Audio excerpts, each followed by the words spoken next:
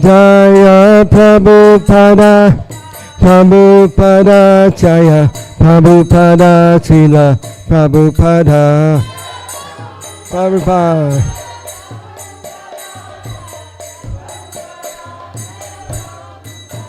Prabhupada, Prabhupada, Prabhupada, Jaya Jaya Prabhupada, Prabhupada.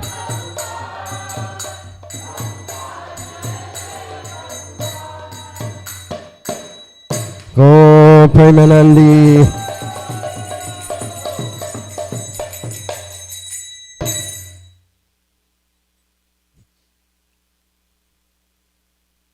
Jayam Vishnupad Paramahansa Purvikacharya Asatara Satoshi Srimad. His Divine Grace Srila A.C. Bhaktivedanta Swami Srila Prabhupada Ki Jai. Jayam Vishnupad Paramahansa Purvikacharya Asatara Satoshi Srimad. His Divine Grace Srila Bhakti Siddhanta Saraswati Goswami Prabhupada Ki Jai. Ananta Koti Vaishnava Vinda Ki Jai. Namacharya Srila Haridas Thakur Ki Jai. Prem se kaho Sri Krishna Chaitanya Prabhu Nityananda Sri Advaita Gadadhar Srivasadi Gaur Bhaktivinoda Ki Jai. Sri Sri Radha Krishna Gogopinath Shaimakunda Radhakunda Giri Govardhana Ki Jai. Sri Vrindavan Dham Ki Jai. Sri Mayapur Dhama Ki Jai. Jamuna Maya Ki Jai. Ganga Maya Ki Jai. Tulsi Maharani Vrinda Devi Ki Jai. Bhakti Devi Ki Jai. Granthad Srimad Bhagavatam Ki Jai. Yuga Dharma Harinam Sankirtan Yagya Ki Jai. Priya Mridanga Transcendental Book Distribution Ki Jai. Transcendental Krishna Prasadam Distribution Ki Jai. Go Premanandi. Samaveta Bhakta Vrinda Ki Jai. All glories to the assembled devotees.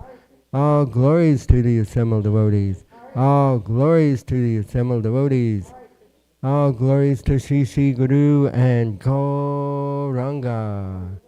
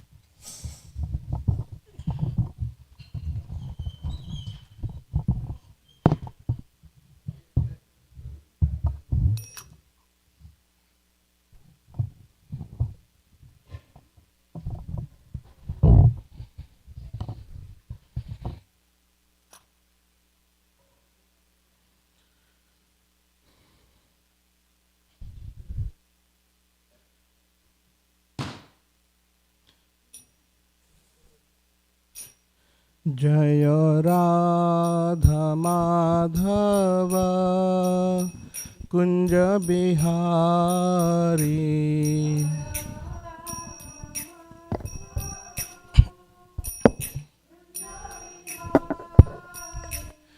Jaya Radha Madhava Kunja Bihari.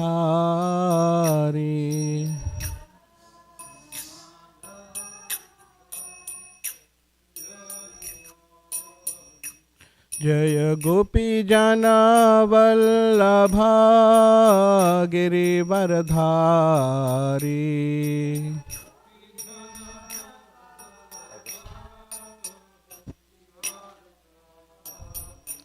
Jaya Gopi Jana Vallabha Girivardhari.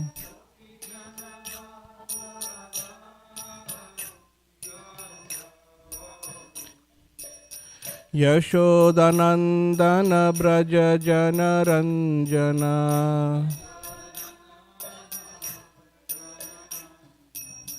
यशोदनन्दन Vraj जनरञ्जना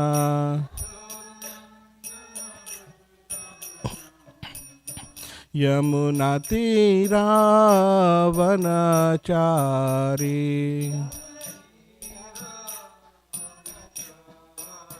यमुनातीरावनचारी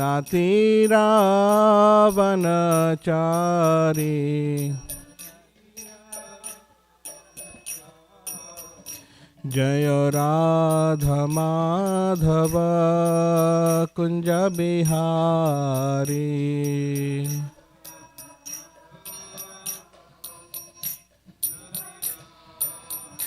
जय Radha Madhav Kunj Bihari.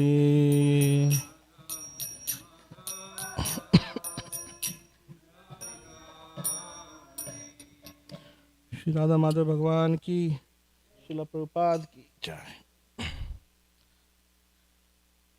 Today we are reading from Srimad Bhagavatam, Canto 10, Chapter 14, starting Chapter 14 today.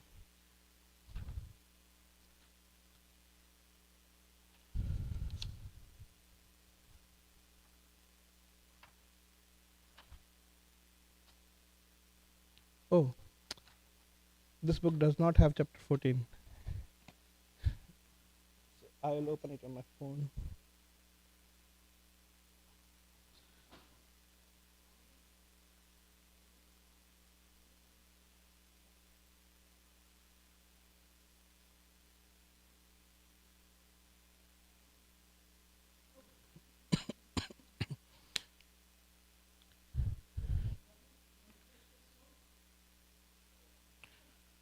Om Namo Bhagavate Vasudevaya.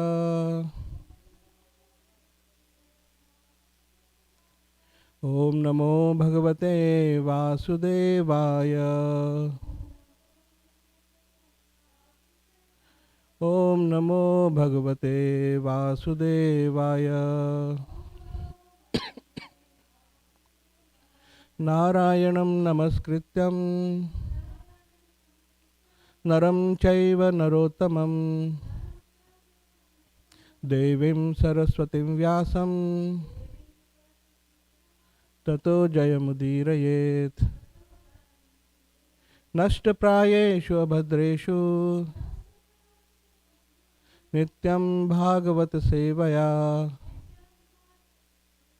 Bhagavati Uttama Shloke Bhaktir Bhavati Naishtaki. So we will read, there are only 2 verses today, and second verse is for the focus discussion, but we'll read both the verses. And if it is there, someone can help me with reading the translation, please, for the verse number 1.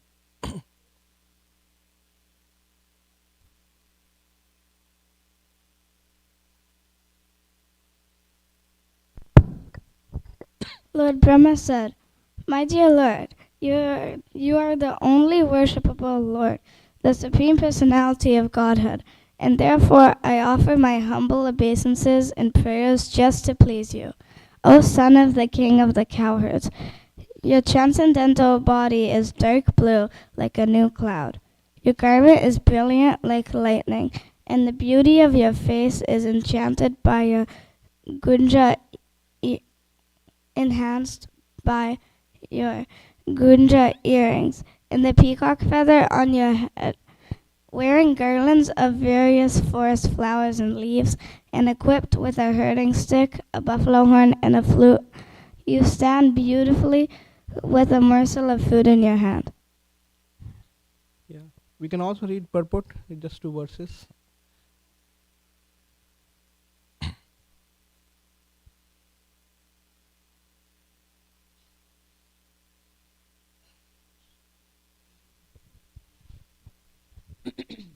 In the previous chapter, Brahma, the creator of the universe, tried to bewilder the Supreme Personality of Godhead, Lord Krishna, by stealing his cowherd boyfriends and cabs. But by a slight exhibition of Krishna's own mystic potency, Brahma himself was completely bewildered. And now, with great humility and devotion, he offers his humble obeisance and prayers unto the Lord. The word kavala in the verse refers to a morsel of rice mixed with yogurt that Krishna held in his left hand. According to Sanatan Goswami, the Lord held a cowherding stick and a buffalo horn pressing under his left arm, and his flute was placed under his belt.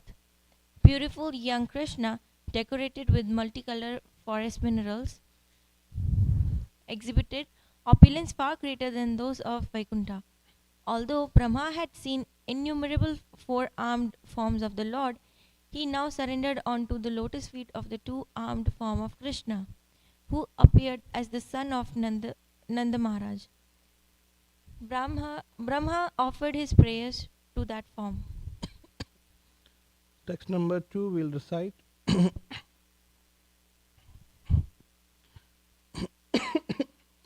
अस्यापि देव वपुषो मदनुग्रहस्य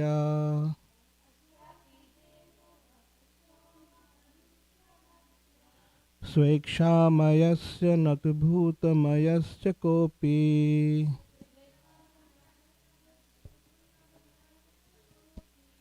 नेशे महित्वविसितं मनसान्तरेण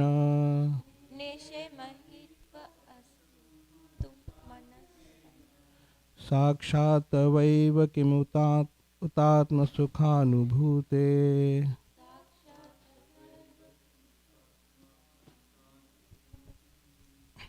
What do you want to chant?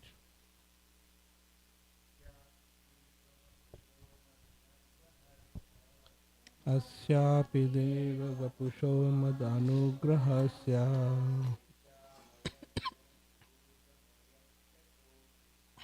स्वेच्छामयस्य न तु भूतमयस्य कोऽपि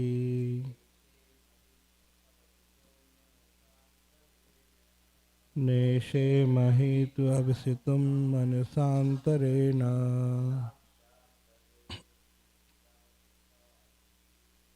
साक्षात् तवैव किम् उतात्मसुखानुभूते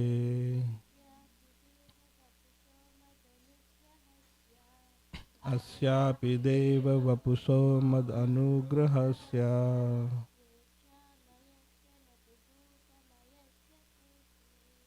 स्वेच्छामयस्य न तु भूतमयस्य कोऽपि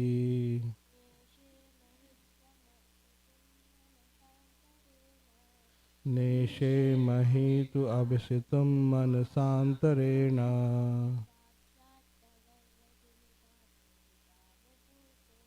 साक्षात् तवैव किमुतात्मसुखानुभूते. Read the translation.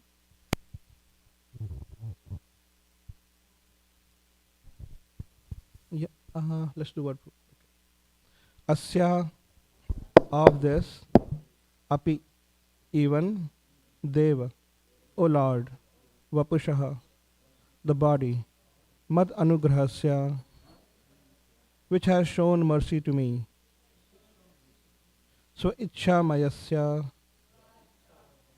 which appears in response to the desires of your pure devotees.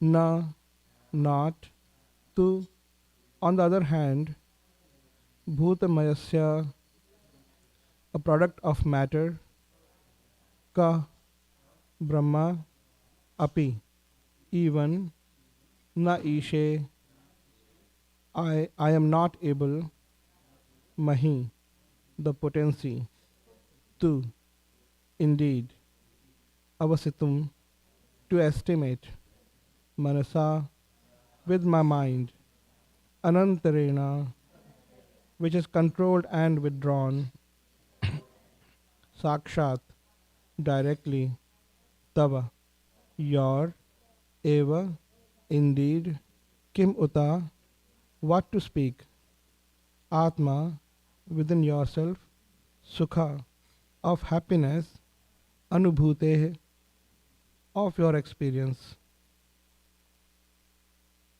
Somebody will help with translation. Okay, I can just read the translation here. My dear Lord, neither I nor anyone else can estimate the potency of this transcendental body of yours, which has shown such mercy to me and which appears just to fulfill the desires of your pure devotees.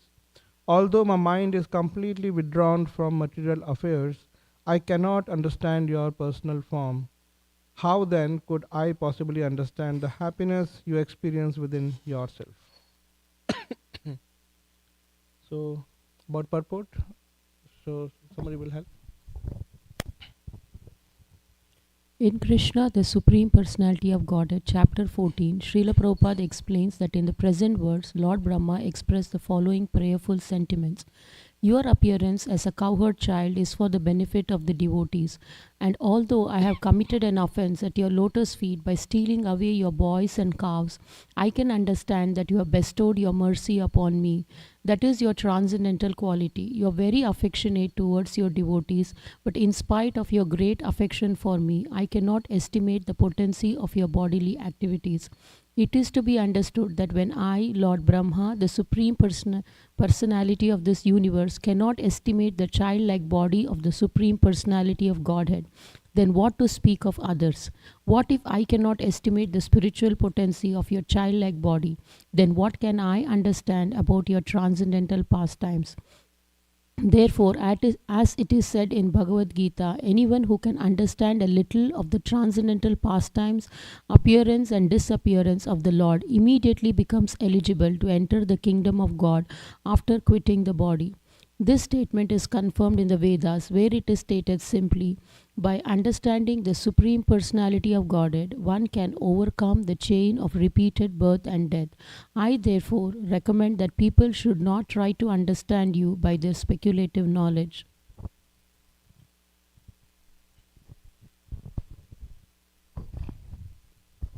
When Brahma disrespected the supreme status of the personality of Godhead, Lord Krishna first bewildered him by exhibiting the Lord's own transcendental power.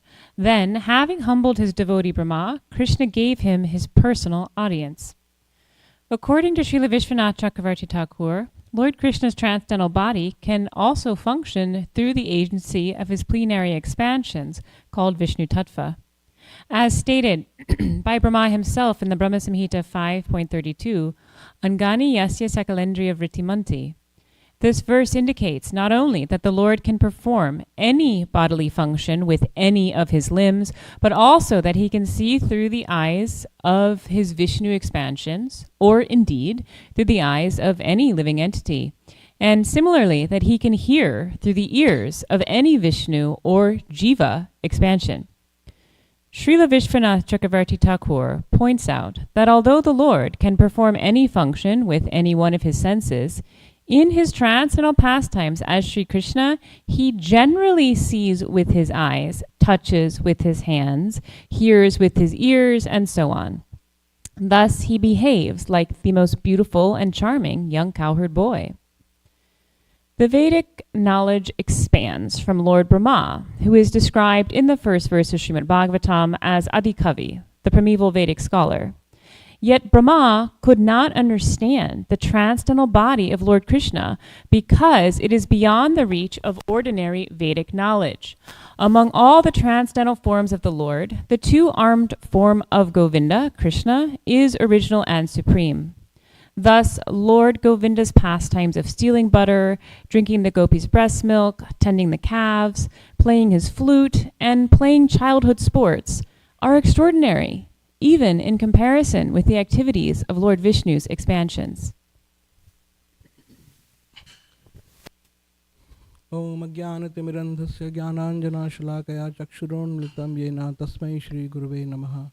Sri Chaitanya Manobhishtam Sthapitam Yena Bhutale Swayam Rupa Kadamayam Dadati Swapadantikam Vandeham Shri Guru Shri Yuta Padakamalam Shri Gurun Vaishnavam Cha Shri Rupam Sagrajatam Sagana Raghunathan Vitam Tam Sajivam Sadvaitam Savadutam Parijana Sahitam Krishna Chaitanya Devam Shri Radha Krishna Padan Sagana Lalita Shri Vishakhan Vitam Cha He Krishna Karuna Sindhu Deen Bandhu Jagatpate Gopesha Gopika Kanta Shri Radha Kanta Namostate Tapta Kanchan Gangi Radhe Vrindavaneshwari Prishabhanu Sute Devi Pranamami Hari Priye जय श्री कृष्ण चैतन्य प्रभु नित्यानंद श्री अद्वैत गदाधर शिवासदि गौर भक्तवृंद वंशाकल्पतरुभ्यश्च कृपा सिंधुभ्येव च पतितानां पावनेभ्यो वैष्णवेभ्यो नमो नमः हरे कृष्ण कृष्ण कृष्ण हरे हरे हरे राम राम राम हरे हरे नमो विष्णुपदाय कृष्ण पृष्ठाय भूतले श्रीमते भक्तिवेदांत स्वामी नामिने नमस्ते सरस्वती देवे गौरवाणी प्रचारिणे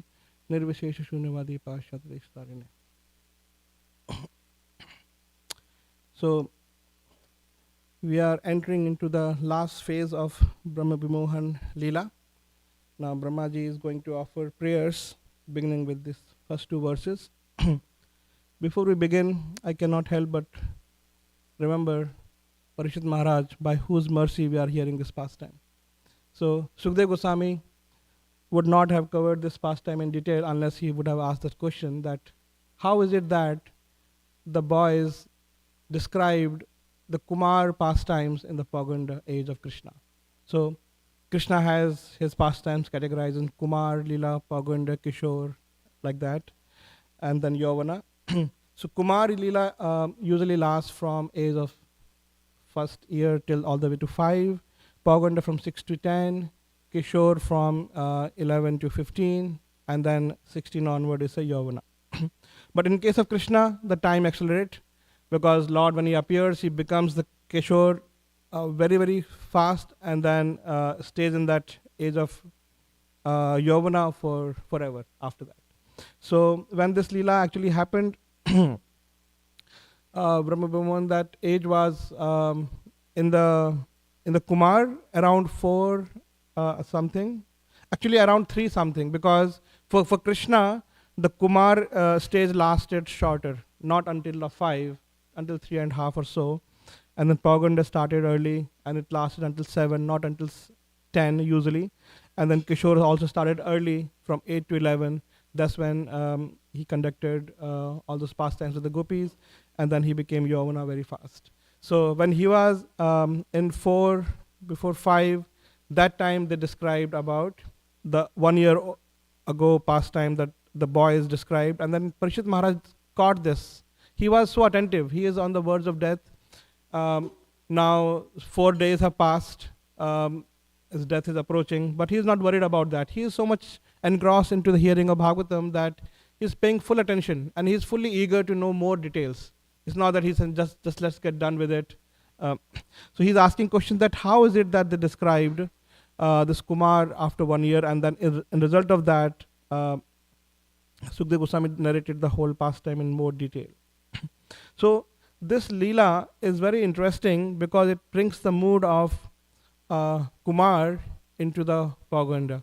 So these elderly gopis, they would serve and assist Mother Yashoda in serving Krishna.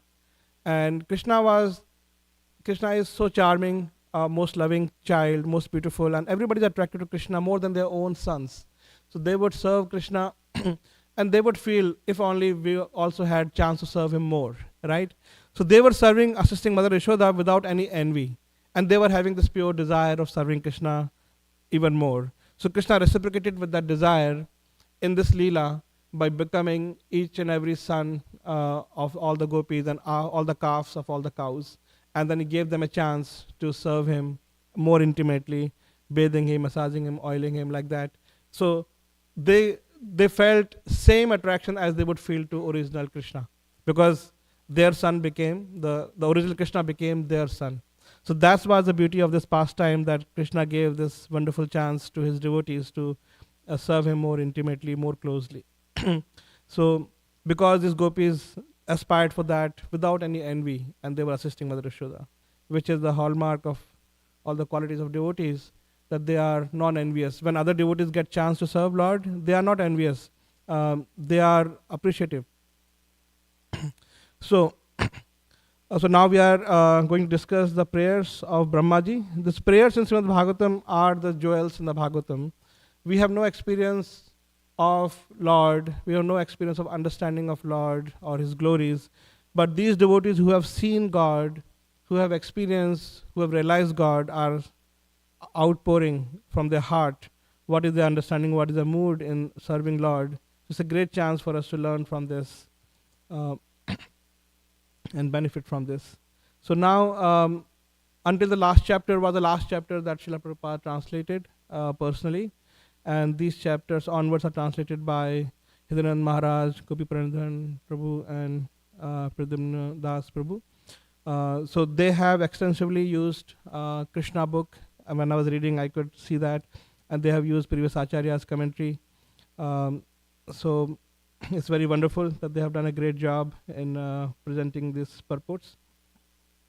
So going into the first verse purport, so these devotees explain that Lord Brahma wanted to test Krishna, and in the process he himself got bewildered. So the question arises, why did he wanted to test Krishna? and then why did he get bewildered? He is a devotee of Lord Krishna. He's a first entrusted representative of Lord, and he took such responsibility of creating this whole universe on behalf of Lord. He's such a closely connected to Krishna. So how could he get bewildered? So the answer for that is that Lord Brahma, first of all, Krishna teaches lessons to us through his near and dear ones. Last Saturday, Prabhuji explained that when mother-in-law chastises, she does not chastise the daughter-in-law directly. She gives instruction to daughter, and indirectly it's meant for the daughter-in-law. Similarly, Krishna teaches us many lessons, valuable lessons, through the pastimes with his close devotees, and then we have to learn the lessons from that. So Krishna wanted to teach that we should not try to prove, show our power in front of our superiors.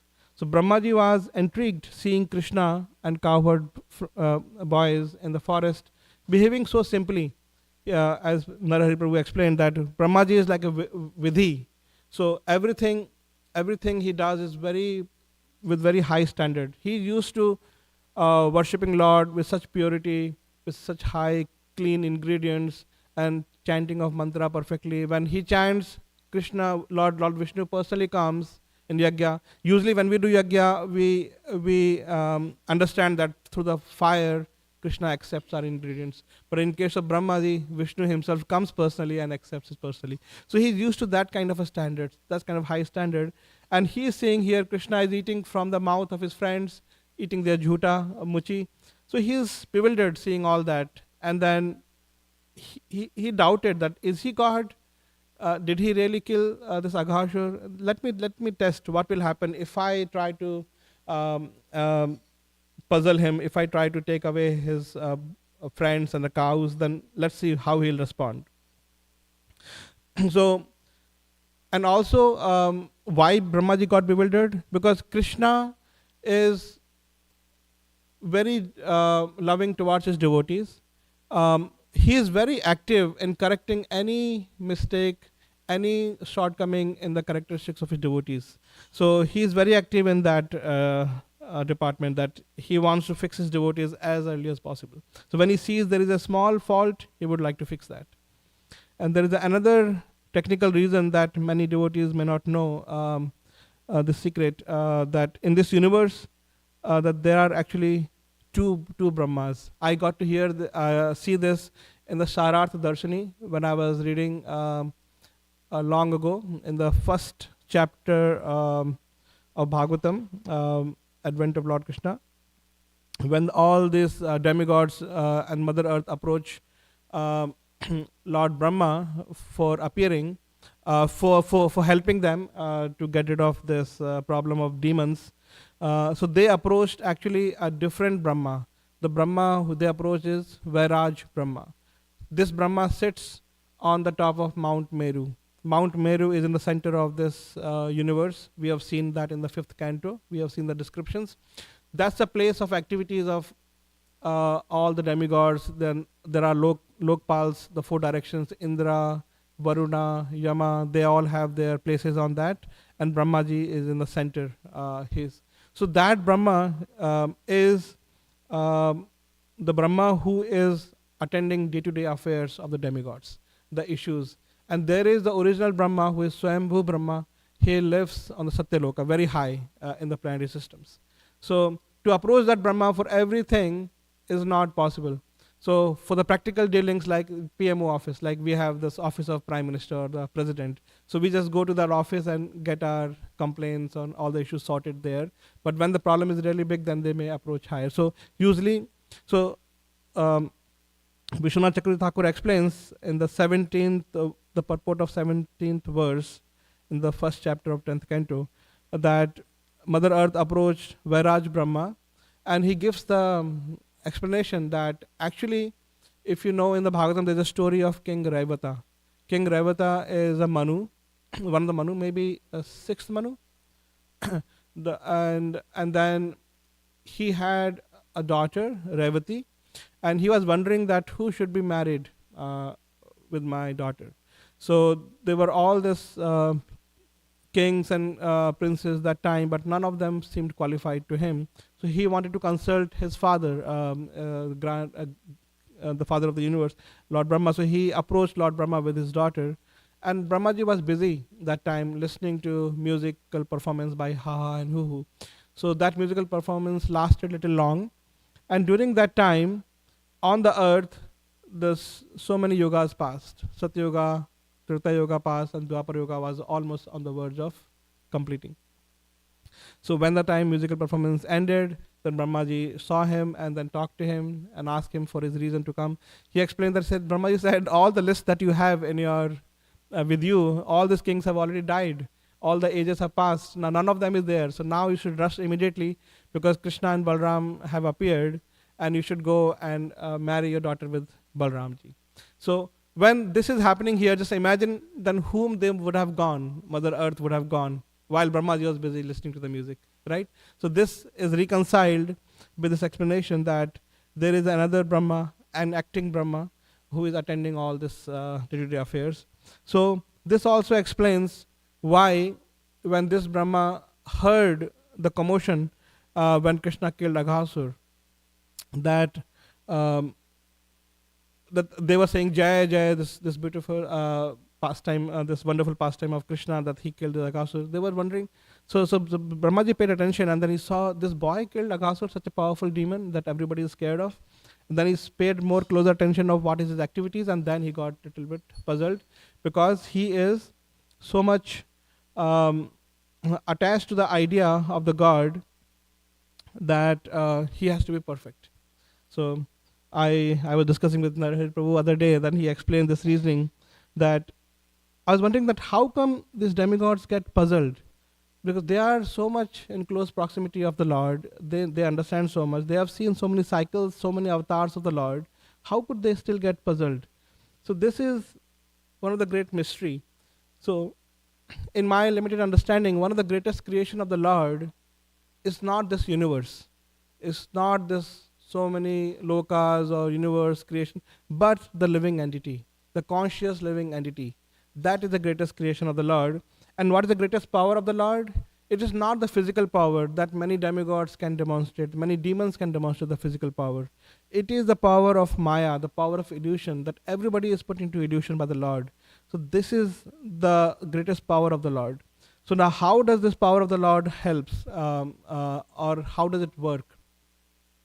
So illusion works based on what is there in our heart.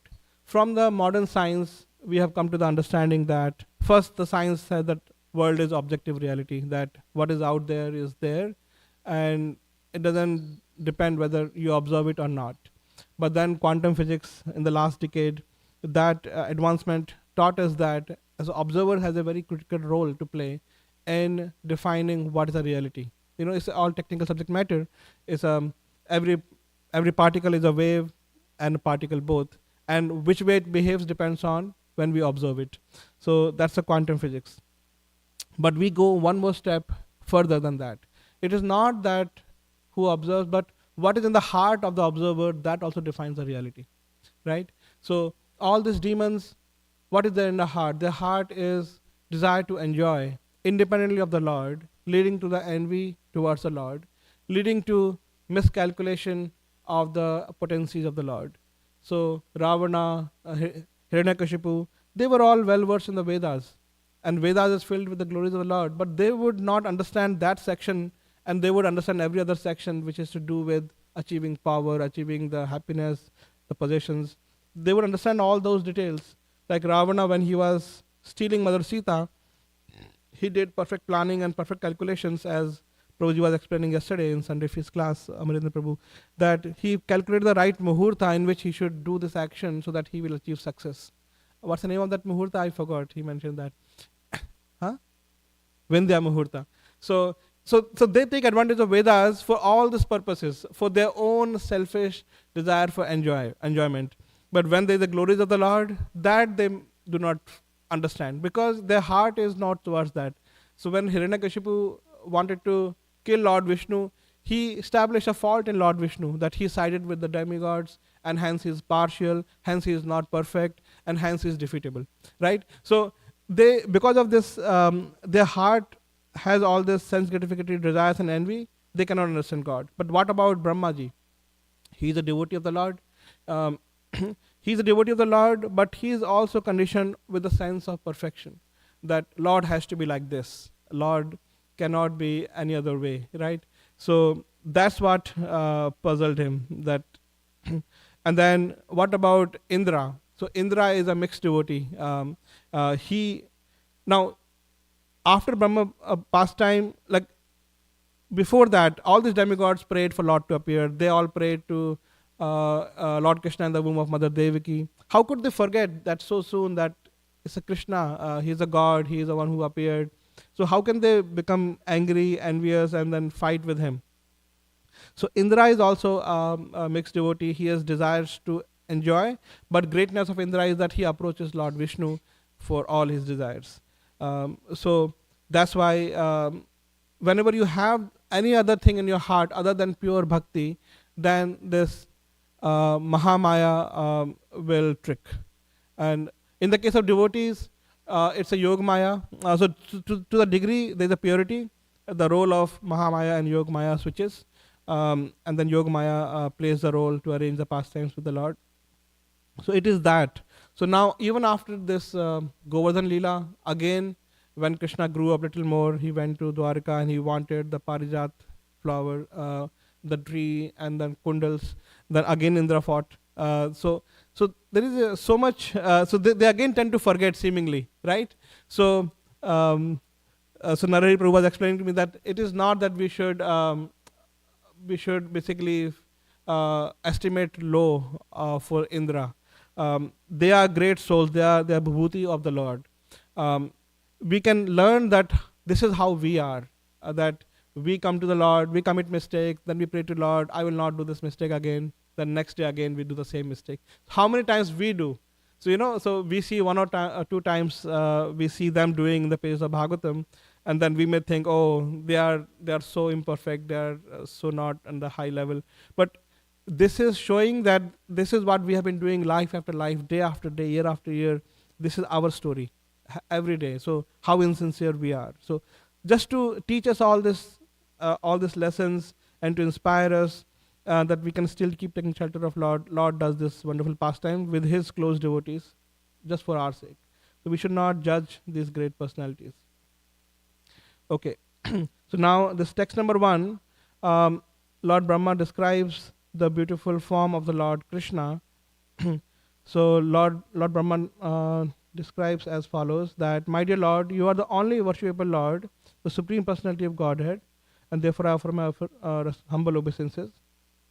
You are the son of the king of cowherds. Your transcendental body is dark blue, like a new cloud. Your garment is brilliant like lightning, and the beauty of your face is enhanced by your Gunja earring. So a lot of these descriptions are similar to the description of Vaikuntha, the Lord of Vaikuntha, that his color is dark blue, and his garments are as brilliant as the lightning. But to distinguish that this form is different, he adds some other details, like your face is enhanced by gunja earrings. So, and then he is having peacock feather on his head, and he is wearing the garlands of forest flowers and leaves, and he is having this the herding stick, buffalo horn, and flute. So, and then he's having a morsel of food in his hand. So it's the same morsel of food with which Krishna left his friends to search for the cows. The same morsel of food is in his hand after 1 year. So Brahma is having the same darshan. So this is explaining that this opulence of Krishna's, this natural jewelry, is much higher than the Vaikuntha's jewelry. That all the beautification of the Lord in the Vaikuntha, their opulence is lesser than the opulence of Krishna in the forest of Vrindavan, when he is dealing with this flowers, peacock feather, flute. So these are much more glorious and at much more sweeter. So Lord, so in the nectar of instruction, it is given the hierarchy of different places. I think it's a verse number 8 that describes the hierarchy of different places, starting with that higher than Vaikuntha is Vrindavan. So higher than Vaikuntha is Mathura, and higher than Mathura is Vrindavan. So here the Vaikuntha is being called for the Dwarka. Dwarka is also called Vaikuntha. So that's a hierarchy. So why this hierarchy? Why these places are in that particular hierarchy? Because when Lord appears as a most perfect being, as a four-armed Vishnu form, who does not commit any mistake, who is never illusioned, who has all perfect qualities, then the level of sweetness in that form is lesser compared to when he become imperfect in human-like form, like Lord Ram. So the sweetness level rises drastically when he comes as Lord Ram, and he's crying for Mother Sita, and like yesterday we were hearing past time that he, for a moment, he thought that Jatayu was a demon who killed Mother Sita, right? He does this kind of little mistakes. Then Lakshmanaji corrected him, no, he's Jatayu, and then so this enhances the Lord's sweetness. So when Lord comes in the human form, this enhances Lord's sweetness. But in the form of Lord Ram, he bound himself with a rope of Maryada. So he limited that sweetness to some extent.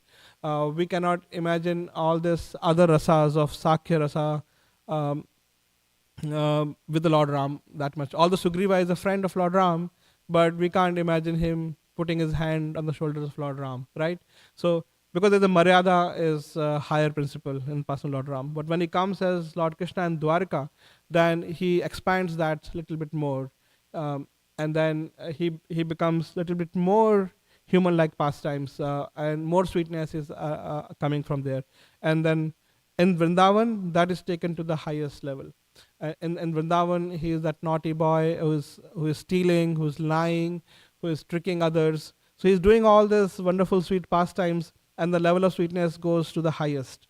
So that's why the form of Krishna in Vrindavan is the highest, because of the Madhurya. That's the specialty of Krishna. So that's what Lord Brahma is experiencing here, and is describing the Vrindavan form of Lord Krishna with all this Vrindavan articles. So the verse number 2 is in the purport we learn that now Brahmaji is expressing a sentiment that Lord, you appears for the benefit of a devotee, and even though I have committed offense, but because I have little bit of devotion, you have chosen to give your mercy to me, because that's your nature, that's your quality, that you are very affectionate towards a devotee. And Brahmaji is admitting that no one can estimate the potency of Krishna's childhood form. That even the Brahma, he is the Adi Kavi, all the Vedas has come through him. They're coming from Lord, but through Brahmaji, he has elaborated them. So that is saying that if Brahmaji cannot understand, that we cannot understand this glory of Krishna's childhood pastimes, childhood form, through study of Vedic scriptures. So it's not accessible through that. So and then Brahmaji is further expressing. So yeah, so this is saying that even though Krishna's childhood form, the potency of Krishna's childhood form cannot be understood, it doesn't mean that he is not God. He is always God.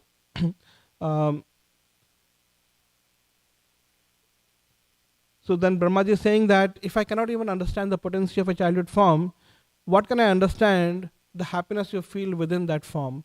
What can I understand the sweetness of pastimes you conduct with this form? There is no understanding of that. And then Brahmaji is then advising that there's a verse in Bhagavad Gita, Janma Karma Chame Divyam Evam Yuvati Tattva, that if you understand the glorious transcendental appearance and disappearance of Lord Krishna, then Tyaktva Deham Punarjanmana iti Mamiti Sarjana, that leaving this body, you will not come back to this world and you will go back to the spiritual world.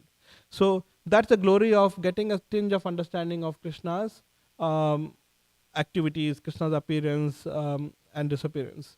So Brahmaji is advising that even I cannot understand the potency of your childhood body and then wonderful pastimes you are conducting. So that goes to say that this is not just an information that, oh, we got it, we know about Krishna's pastimes. That is not the meaning of understanding Janma Karma Chame Divyam Evam Yovati Tattva. This is not the meaning of knowing. It's not an information that we collect and read and get to know.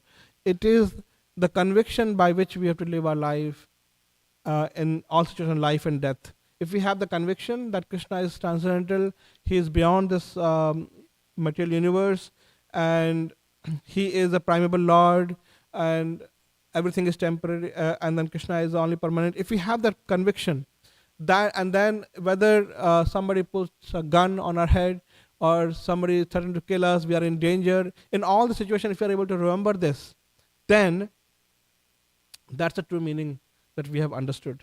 That Janma Karma Chame Divyam, that's the true meaning of understanding this convincingly. Then only we can understand it like Haridas Thakur. Like he was threatened to be beaten in 20 plus marketplaces, but he did not budge from his conviction. So that's why in the following words tomorrow we will hear that he will recommend that people should give up speculative knowledge in trying to understand Lord, and really understand it tattvata, really understand it with devotion.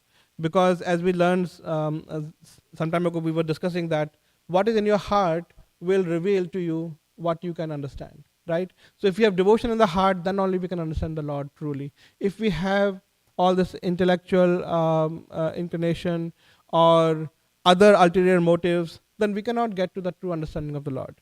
So Brahmaji is saying that please give up all this endeavor of karma and jnana. Karma means trying to pursue material happiness. Jnana means trying to renounce this world as false. And so both of them are not ideal. So in the 11th canto, the qualification of devotee is given that he is not too attached to the karma, that the karma kanda, and also he is not too detached from the material world unnecessarily. He is in the middle. He is aloof from the material world. That's a qualification of a devotee, because he is attached to the Lord in love. So so Brahma is saying that the happiness the Lord feels in his body cannot be understood by him. And the Lord, on the other hand, he is trying to understand the happiness his devotee feel within their body. So this is the amazing situation, that Krishna is so kind, he loves his devotees so much more, that the way he has arranged this existence, this creation, that he has awarded more happiness to his devotees than to himself. You know, here Brahmaji is trying to understand how much happiness Krishna might be feeling in his wonderful childhood pastimes. And Krishna, on the other hand, is wondering, oh, how much happiness my devotees feel. And then he comes as Lord Chaitanya Mahaprabhu to experience that happiness. He is wondering that Srimati Radharani what is the happiness she is feeling when she is serving me, when she is seeing me. So her lotus cannot understand the sweetness of itself. It's a bumblebee who can relish the sweetness, the nectar of lotus. So Krishna wants to taste his own nectar by being a devotee. So that's the expression of Krishna's love for his devotees, that he has given them more happiness than himself. So that's our Lord. So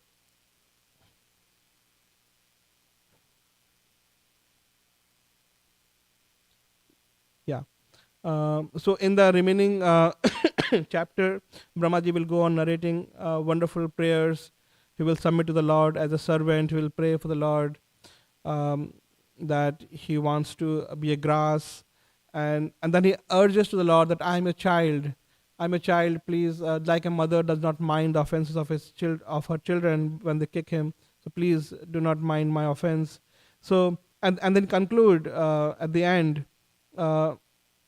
That he does not understand about Krishna, that how much wonderful activities he does, and he does not understand how much happiness Krishna shares with his devotees, Vrishnis. So that's the same theme he connects back, that with the theme with which he's starting, that I do not understand Krishna, and I do not understand happiness you feel, and at the end also he says, I do not understand how much happiness you have given to your devotees, Vrishnis. And so comes back to the same.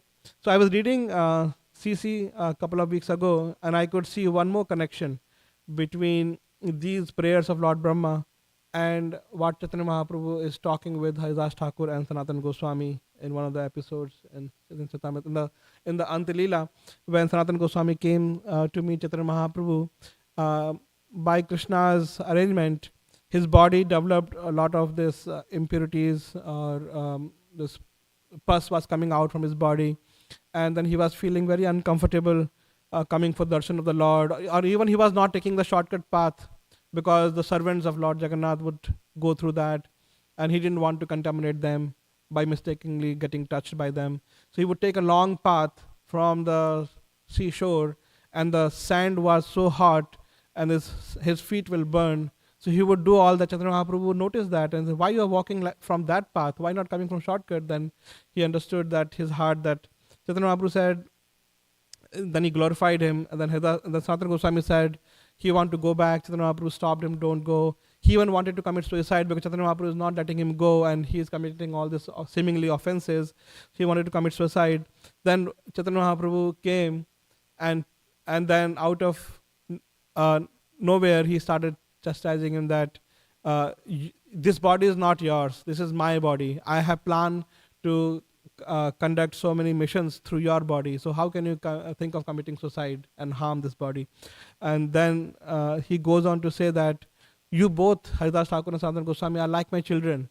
So Chaitanya Mahaprabhu would hug him, and then all this pus will touch Chaitanya Mahaprabhu's body, and Sanatana Goswami would feel very bad. Chaitanya Mahaprabhu admitted that you are like my children, even though he is much younger in age to both of them. But the mood he has, that they are submitting to Chaitanya Mahaprabhu, and he's admitting that you are like my children. When the mother cleans the baby urine and stool, mother does not feel disgusted. There is no disgust in the mind of mother. So your body is transcendental. Your body is very very lovable to me.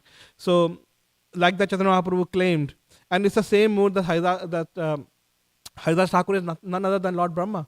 So Haridas Thakur is praying in the previous this pastime that I am like a child, like please don't take my offense. And in this Chaitanya Mahaprabhu is saying that yes, you are like my children, and I don't mind this pus coming from your body and touching me, because you are very dear to me.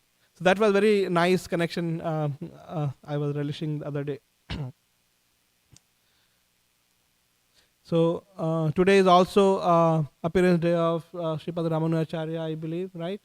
I should have prepared some more pastimes about him, but one thing I can remember, that Chaitanya Mahaprabhu has taken 2 principles from each of the 4 prominent Vaishnava schools, and from Ramanujacharya, from the school of Sri Sampradaya, Chaitanya Mahaprabhu has taken these principles of unalloyed devotion free from karma and jnana, which is in line with the next verse that Brahmaji will speak, that that we should give up all the speculations and all the karma and jnana, and we should pursue the pure bhakti. So that is perfectly aligned with the mood of Sripad Ramanujacharya also, and that's what Chaitanya Mahaprabhu took from Ramanujacharya. And also the second principle he took from Sri Sampradaya is the principle of serving the devotees, the Vaishnava Seva. Chadiya Vaishnava, what is that? Nistar Paiche Keva, Chadiya Vaishnava Seva. That without serving Vaishnavas, there is no possible to achieve perfection. So these are the two prominent principles that we get from Sri Sampradaya as taught by Ramanujacharya. Very grateful for this wonderful Acharya. After Sankaracharya, Ramanujacharya was the first Vaishnava Acharya who defended the Dvaita philosophy. He gave the Vishishta Advaita. So when the Sankaracharya misspoke on the understanding of Vedanta, he gave the false understanding, Mayavad understanding. The Ramanujacharya corrected it and opposed vehemently. And he gave so many different principles that were very hard at the time for the Mayavadis to defeat. So he gave very, very strong oppositions to the Mayavad philosophy. So very grateful to Ramanujacharya. And then after Ramanujacharya, Madhvacharya and other Vaishnava Acharya came and they took this fight forward to the next level. But very grateful to Ramanujacharya. Ramanujacharya is the one who made the bhakti mainstream. Before Ramanujacharya, bhakti was something that is accessible only to the Brahmanas, to the higher caste, those who could enter temple. Only they could do the bhakti. But Ramanujacharya brought the bhakti in the streets and made it accessible to everybody. He's one of the first revolutionary acharya that we have. And so Chaitanya Mahaprabhu, although he belongs to Brahma Madhva, he came in the lineage, but in a way, he is the one who reconciles all the four Vaishnava schools, and he created this wonderful Vaishnava lineage from Chaitanya Mahaprabhu onward, Gaudiya Parampara. These are a few thoughts I wanted to share today. Please correct me or share your realizations.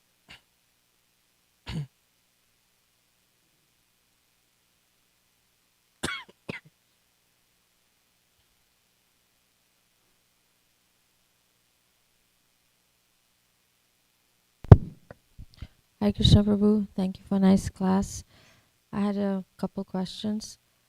The first one is just, I was noting that here to describe Krishna, Brahma said you have gunja berry earrings. And we know gunja berries are those white and red berries. And then we also know that Krishna is described with shark-shaped earrings. So is the shark-shaped one when he is in the Vishnu avatar, or it is in Krishna form that he wears shark-shaped, right?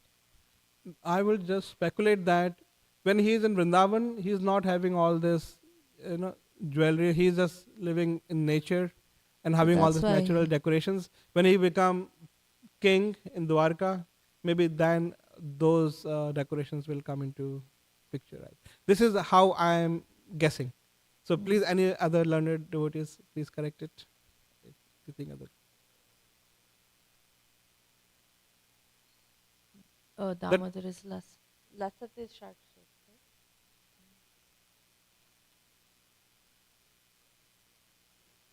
So did he have those earrings in the Vrindavan also when he was child, or yeah, because he's saying Damodar is Lasat Kundal. Oh yeah, so Damodar has that. Okay. So yeah, this is interesting. Yes. Okay. So we don't have details. So he has both. Yeah. But maybe he is focusing on glorifying this jewelry more. Yes. Okay. And then just you covered the point that when these pastimes happen, it is because Krishna is using Brahma, his near and dear ones, to give us this example.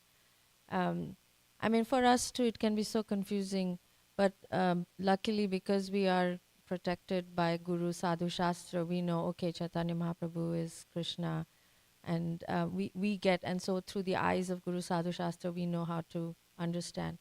And we also know for the demigods, Brihaspati is their guru. Mm-hmm. So I was just wondering, for Brahma, or is it like he was just from the heart? Does he have a guru? So for him, Lord Vishnu is directly the guru, and then whenever he is not able to understand something, he prays to Lord. Like when Kumaras approached him for some question answers, he was not able to answer them. Some deep questions they asked, and then he prayed to Lord, and Lord came as Hamsa Avatar. So he has direct access to Lord. In the matter of some difficulty, Lord comes and helps him. Yeah. And I would say that Lord Shiva also acts as guru for the whole universe at times, right? So when they approach him also. But in general, Brahma and Shiva are the highest personality, and they both consult Lord Vishnu. Yeah. Anybody else know about anybody else as being formal guru? Yeah, it is explained anytime there is any crisis, all the demigods they rush to Lord Brahma, and if Lord Brahma also doesn't have any solution, they all go to the shore of the ocean of milk. Yeah. And then Tene Brahma Hridaya Adikavi. So Lord doesn't speak. It is revealed in the heart of Lord Brahma. Yeah. Thank you for nice questions. It was a wonderful class. Absolutely fantastic. I just remembered, I don't remember who narrated this, but I don't know what is the reference. But it is said, Krishna, who is like a god at home, and Vishnu is like in the office. Mm-hmm. So the whole structure of this universe is like the organization, and there is all reverence. That is the key fundamental principle right here, which is understood by most of the demigods. So Krishna comes here to teach. This is my private life. Lord Chaitanya also revealed that, right?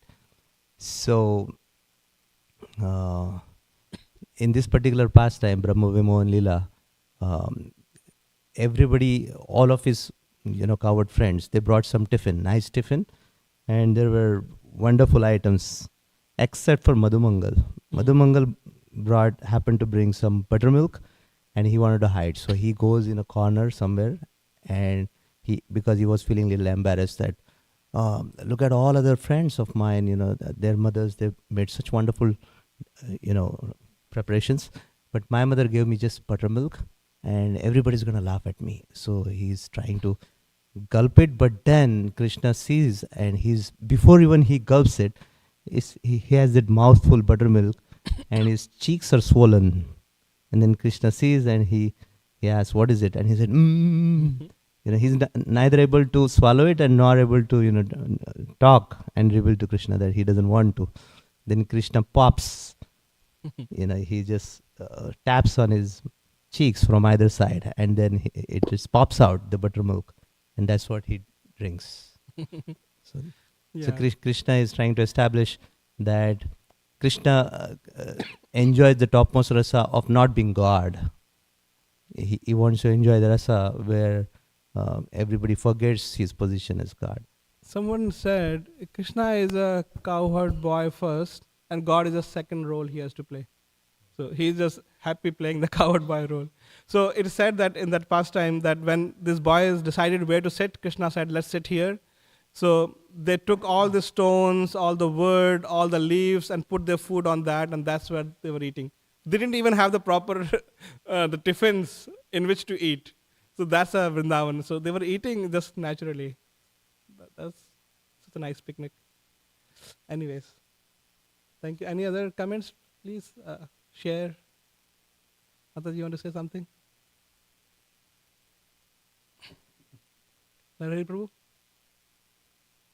Okay. Thank you very much. Hare Krishna. Kantra Srimad Bhagavatam ki. Srila Prabhupada ki.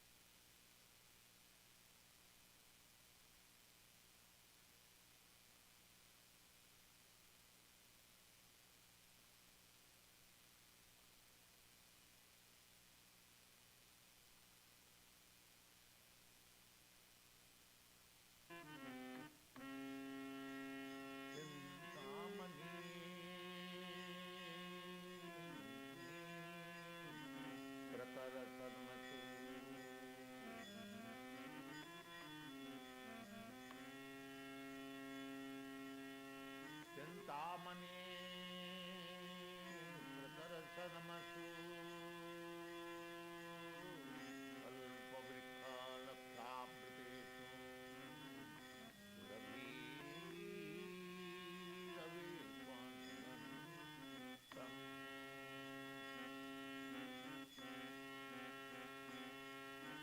Chintamani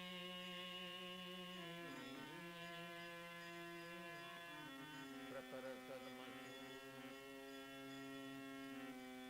Kalpavriksha लक्षावृतेषु